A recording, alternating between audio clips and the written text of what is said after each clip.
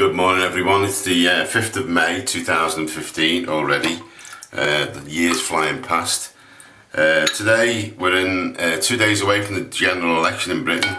Not really going to be talking about the general election, I'm going to be talking about the local election because there's the same day in Britain, local councils. I don't know where you're from, but we have two-tier system in Britain. We have the government, we also have local elections, and we have local councillors who we vote for. It just happens to be that the local and general election falls on the same day this year, Thursday the 7th, and you may or may not know, if you read Facebook, that I'm actually standing. It's the second time I've stood as a local councillor. I stood last year as an independent councillor, and this year I'm standing as the official Green Party candidate, and because of that I need to put this little thing on the screen now, because if I don't I'm breaking the law and actually possibly getting a £5,000 fine if I don't do it. So it's called an imprint, and it's got to be on there to show that who made this film and what they made it for. And just to give you a brief outline to what's been happening, that's the poster I've been distributing around. You can see Vote Green Party, Steve Farragher, Kensington and Fairfield, which is where I'm standing. It's the local area, and that's the imprint on that there. You can see it. Ooh. You can't see it, can you? Maybe you can see it now. So an old literature you put out during an election campaign, you've got to do that. And also that's the back of the leaflet, which is just some sort of details of some of the issues I'm standing on. The local council, which is run by the Labour Party, is trying to build on the park. I'm a local person. This is all about the dog poo, this is all about the dangerous crossings, which I've also mentioned. And this is all about how local businesses aren't supported.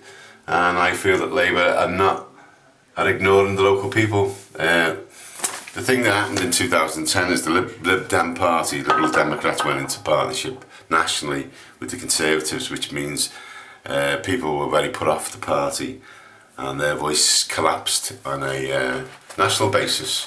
So the upshot of that is in local places like Liverpool, where there used to be quite a lot of Lib Dem councils, we're down to 2 from a majority council about 4 or 5 years ago, which means in reality that the Labour Party in Liverpool have an absolute majority. What did they say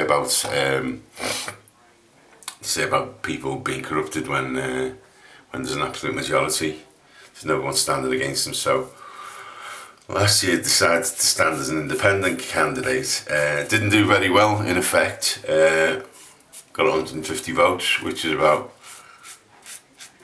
or it wasn't enough really. The Labour Party candidate got 1,500 votes, so I got roughly, what's that, a tenth of what she got. This year, because I've already been voting Green, I decided to stand for the Green Party. So what does that mean in reality? Well, it means if you want to get involved in local politics, which I do, it means a lot of door knocking, it needs a lot of talking to people, and it needs a lot of you need to be quite tactical as well, because in the area where I'm talking about, Kensington, there's 8,500 people registered to vote, which is not by any means the entire adult population who could vote. It's only the people who can be bothered to get in touch with the council and register.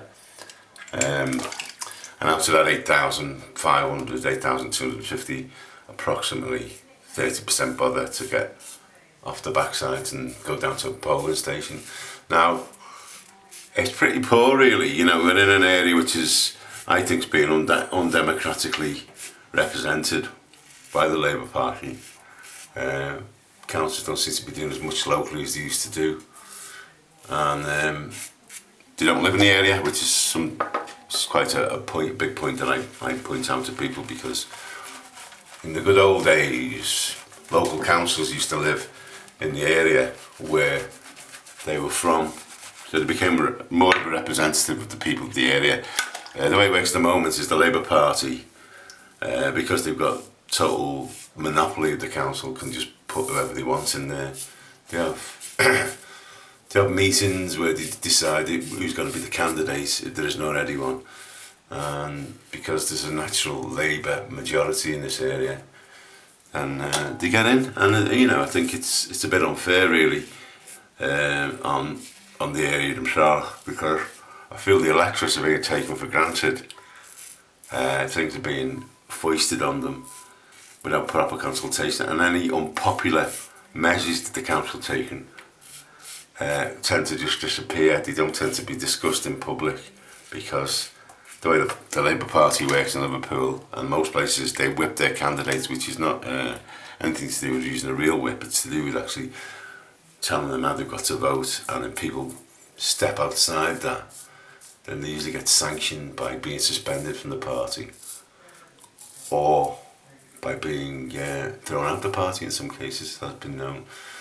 So the Labour Party in Liverpool, the Labour ruling party, have had to impose a lot of cuts imposed on them by the government,